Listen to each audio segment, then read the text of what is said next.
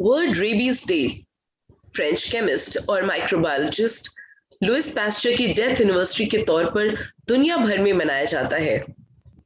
उन्होंने first rabies vaccine develop की थी। टू सेलिब्रेट दिस माइलस्टोन, इस साल की थीम रेबीज के बारे में फैक्ट्स और किसी भी मिथ या मिसकंसेप्शन को दूर करने पर फोकस्ड है। जबकि रेबीज 100% प्रिवेंटेबल डिजीज है, दुनिया भर में हर साल 59,000 से अधिक लोग इस डिजीज से मारे जाते हैं। इंडिया में रेबीज एक मेजर पब्लिक हेल्थ प्रॉब्लम है जो एनुअली 20,000 लोगों की जान लेती है। अंडमान और निकोबार आइलैंड्स और लक्षद्वीप आइलैंड्स को छोड़कर यह डिजीज पूरे देश में है। 28 सितंबर को वर्ल्ड रेबीज डे मनाया जाता है।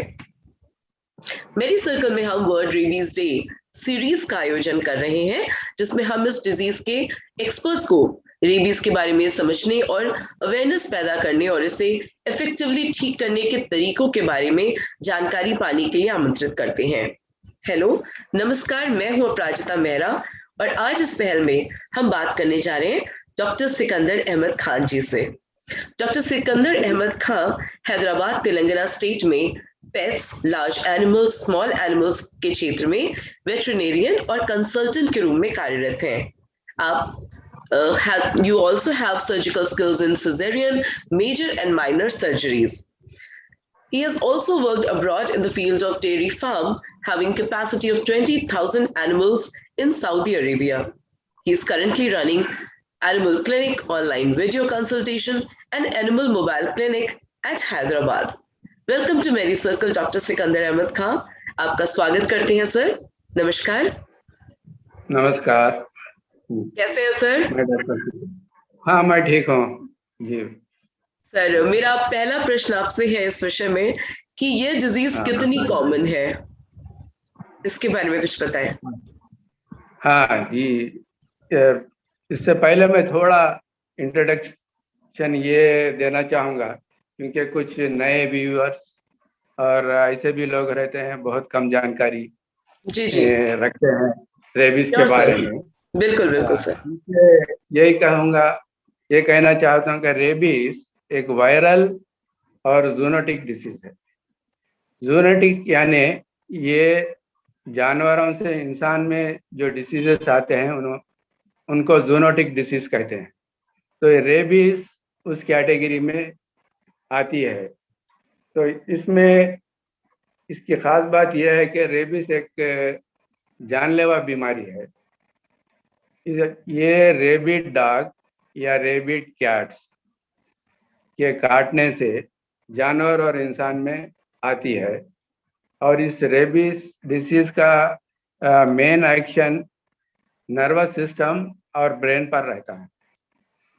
तो ये बीमारी एंटर होती है ब्लड से नर्व्स में जाती है, नर्व से स्पाइनल कॉर्ड में जाती है, वहाँ से ब्रेन में जाती है, ब्रेन में जाके ये रेबीज वायरस वहाँ मल्टीप्लाई होता है। आफ्टर मल्टीप्लिकेशन ये वायरस आता है सलाइवरी ग्लैंड्स में, और सलाइवा से, डॉग के सलाइवा से ये वायरस स्प्रेड होते रहता है, गिरते रहता है। जब एक रेबिड डॉग या कैट किसी को काटते हैं, जो जख्म होता है उनके दांतों से, तो और उनके जो सलाइवा में जो वायरस रहता है वो जख्म में एंटर हो जाता है, और आहिस्ता आहिस्ता इस डिसीज के एंटर होने के काम शुरू हो जाता है उस जानवर या इंसान में जिसको ये काटते हैं। तो ये बेसिक प्रिंसिपल और ये बेसिक चीज़ है इस डिसीज में। क्योंकि ये डिसीज ब्रेन पर काम करती है, इससे जो है दिमागी तवाज़ुन में भी थोड़ा कमी बेशी होती है। तो थोड़ा इसको और एक भी कहते हैं, ये दीवाना कुत्ता यानी कि मैडनेस इन डॉग्स भी कहते हैं, क्योंकि ये ब्रेन पे काम इफेक्ट करता है ये वायरस। तो उस डॉग को पता नहीं चलता कि वो क्या कर रहा है, उस एनिमल को पता नहीं चलता कि वो क्या कर रहा है। तो ये out of central nervous system brain के एक्शन से दूर हो जाते हैं। तो इसका बेसिक प्रिंसिपल है। और इसका मुख्तसर ये कि रेबिस जो लफ्ज़ है वो एक लैटिन वर्ड है, इसका एक्चुअली इंग्लिश में ट्रांसलेशन डिसीज है, जी लेकिन हम उसको रेबिस को जो है मैडनेस इन डॉग्स के तौर पे इस्तेमाल करते हैं। ये बेसिक थिंग है रेबिस के लिए। तो अब इसमें आपके असल सवाल पे हम आए कि आपने पूछा था कि how common disease is this. जी सर। हाँ, तो ये है कि ये डिसीज तकरीबन सारी दुनिया में है, इतनी कॉमन है कि 155 कंट्रीज और उससे कुछ ज़्यादा कंट्रीज में ये डिसीज है। मगर अगर हम इसका एनालाइज करें तो हमको पता चलेगा कि ये डिसीज ज़्यादातर एशिया और अफ्रीका में है, इन कंट्रीज में ज़्यादा है। जी। ये इसलिए कि यहाँ पे डॉग का पॉपुलेशन भी ज़्यादा है और एशिया और अफ्रीकन कंट्रीज में एजुकेशन का प्रॉब्लम है, अवेयरनेस का प्रॉब्लम है, लोग इस पे ज़्यादा केयर नहीं करते और उसके मेजर्स हैं वो अडॉप्ट नहीं करते। यही वजह है कि ये इन इलाकों में ज़्यादा पाई जाती है। इसके अलावा अगर फर्दर एनालिसिस हम करें इस डिसीज़ को तो ये गाँव में ज़्यादा है बमुकाबले शहरों के, इसलिए कि गांव में ये डॉग्स कैट्स वगैरह ज़्यादा रहते हैं शहर के मुकाबले में, और वहाँ उतना अवेयरनेस नहीं रहता एजुकेशन प्रॉब्लम होने से। जी इसको भी एक चीज़ मानी गई है इसमें। जी। और इसका हम फर्दर एनालाइज करें और अडल्ट और चिल्ड्रन में कंपेयर करें, ये चिल्ड्रन में ज़्यादा पाई जाती है, क्योंकि चिल्ड्रन में भी एक एज है 5 to 14 ईयर्स वाला, क्योंकि इनको इन बच्चों को इससे वाकिफ नहीं रहते कि ये डॉग रेबिट डॉग है, नॉर्मल डॉग है, काटने वाला है, नहीं काटने वाला है। और वो जब डॉग को देखते हैं तो डर के चिल्लाना शुरू करते हैं, भागते हैं, तो ये भी फेरोशियस होके उन पर अटैक करते हैं। जी जी। तो इसका एग्जिस्टेंस ऐसा है जैसे सर आपने अब इस बताया। जी सर बिल्कुल, आपने बहुत अच्छे से बताई ये सारी बातें। लेकिन सर इतनी कॉमन ये है, और जैसा कि आपने बताया कि बच्चे भी जनरली प्रोवोक कर देते हैं जानवरों को, और डर के अगर घबरा के दौड़ते हैं तो जानवर भी उनको भयभीत होकर के काट ही लेता है। तो इस डिजीज से बचाव कैसे करें सर? हाँ, इस डिसीज से ये क्या है, वो तो ये डिसीज हाईली प्रिवेंटेबल डिसीज है। इसलिए है कि जब कोई रेबिट डॉग या कैट किसी को काटते हैं, जख्म करते हैं, तभी ये डिसीज उसमें एंटर होती है जिस जानवर या इंसान को ये रेबिट डॉग एंड कैट काटते हैं। तो इसको प्रिवेंट करने के लिए एक सिंपल प्रोसीजर है। इसको एक तो ये कि WHO भी, ये UNO से वो लोग भी बहुत काम कर रहे हैं इस डिसीज को, जैसा कि हम पोलियो पे, स्मॉल पॉक्स पे काम करते थे, उसी अंदाज पे रेबिस को भी दुनिया से हटाने की कोशिश में लगे हुए हैं। तो इसके लिए वो लोग भी जो है 2030 AD तक अपना टारगेट बनाए हैं। तो इसके लिए वो लोग क्या कर रहे हैं कि rabies disease awareness programs organize करने की कोशिश कर रहे हैं और आगे भी करते रहेंगे, ताकि लोगों को रेबीज के बारे में जानकारी मिले। ये एक चीज़ है इसमें। दूसरी अहम बात यह है कि 100% प्रिवेंटिव वैक्सीनेशन डॉग्स में करना चाहिए हम डिसीज को इससे बचने के लिए। और सबसे और अच्छी चीज़ ये करना है इसमें कि लोगों को ये जानकारी देना चाहिए हमको कि किस तरह एक रेबिट डॉग को हम पहचानें, उसके सिम्टम्स क्या हैं, उसको कैसा जाने। एक गली में, एक सड़क पे, एक मकाम पे एक डॉग आ रहा है, वो रेबिट डॉग है, नॉर्मल डॉग है, ये कैसा है, इसकी जानकारी भी जो है देना चाहिए हमको। और बेस्ट प्रिकॉशन है इसको रोकने का, avoid dog bites, rabid dog bites and rabid cat bites. तो ये चीज़ें अगर हम फॉलो करें तो ज़रूर हम इस पे 100% इसको कंट्रोल कर सकते हैं। और मैनकाइंड में जो जैसे अभी जो फिगर्स हैं 59,000 in the world, 20,000 in India deaths, ये सब चीज़ें जो है जो लैक ऑफ अवेयरनेस की वजह से हो रही हैं, ये सब सारे जो है कंट्रोल कर दी जा सकती हैं। जी हाँ। जी सर, क्या ये पेट बाइट सर जानलेवा भी हो सकती हैं? हाँ, ये सवाल अक्सर लोग इसको समझने से कासिर हैं, इसलिए ये कुत्ता काट दिया, मैं तो अब ठीक हो गया, 2 दिन में मेरा दर्द भी कम हो गया। लेकिन जैसा मैं आपको पहले बताया, वो रेबिड डॉग है नहीं है, ये चीज़ें हैं। तो अगर एक रेबिड डॉग या कैट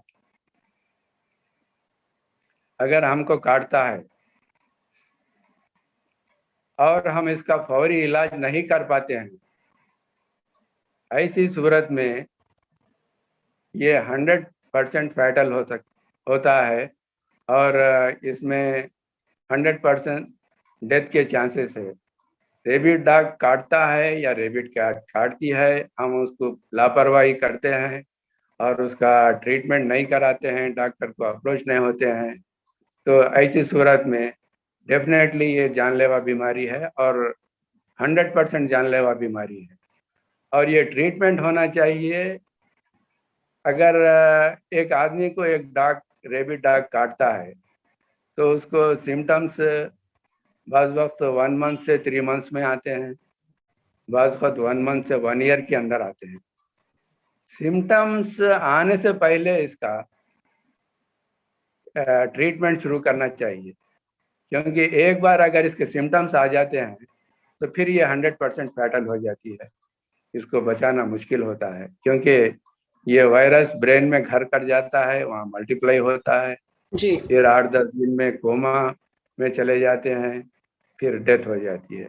तो ये चीज़ें बहुत ज़रूरी है, हमको इस पर सतर्क रहना चाहिए, गौर से रहना चाहिए, देखना चाहिए।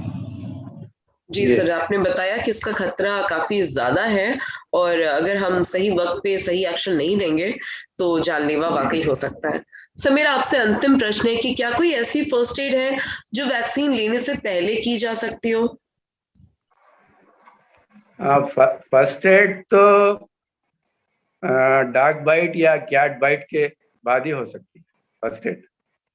फर्स्ट एड उसके बाद जो है ट्रीटमेंट होता है। एक्चुअली फर्स्ट एड अलग चीज़ है, ट्रीटमेंट अलग चीज़, ये दो चीज़ें। फर्स्ट एड के लिए जैसे ही हमको एक डॉग रेबिड डॉग या रेबिड कैट काटती है, अगर वो रेबिड है या नहीं है ऑन द स्पॉट तो हम नहीं बता सकते। तो दोनों सूरतों में, अच्छा, काटने से जख्म हो सकता है, काटने से स्क्रैच आ सकता है, दांत का निशान पड़ता है, काटने से खून आ सकता है, काटने से खून भी नहीं आ सकता। तो हर सूरत में हमको चाहिए कि हमको फौरी इसको एक्सटेंसिव थरो वॉशिंग करना चाहिए जहाँ पे जख्म है और ऊन है। ये वॉशिंग जो है एक टैप वाटर के नीचे हाथ होने दीजिए, पैर होने दीजिए, साइट ऑफ बाइट है उसको रख के जो है हम उसमें से पानी बहाते हुए एक 10-15 मिनट तक बहाते हुए वहाँ जो वायरस है उस वुंड में, उस वायरस को बाहर से बाहर भगाने की कोशिश करना चाहिए, क्योंकि एक बार ये वायरस थोड़ी देर वहाँ रहा तो ये वहाँ से सीधा मजल्स में चले जाता।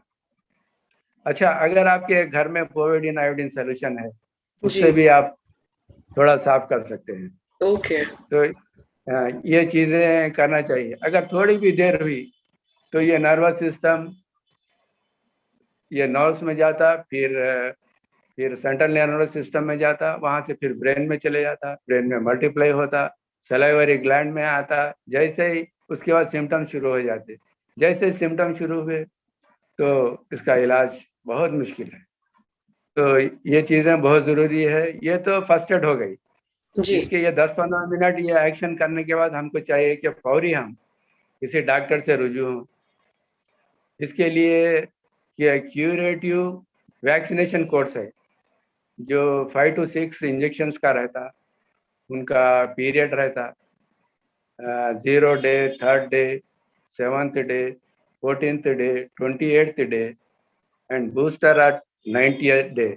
ये चीज़ें जो है डॉक्टर उस वुंड को देखकर वो डॉग की हिस्ट्री लेके वो डिसाइड करके इस पे अमल करते हैं। बहरहाल ये सब चीज़ें फर्स्ट एड और इलाज में शामिल हैं। इनको फॉलो करना ज़रूरी है हमारे लिए।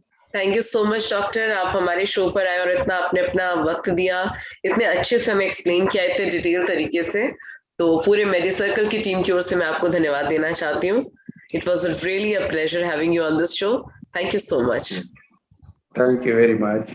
Okay bye. Bye bye sir.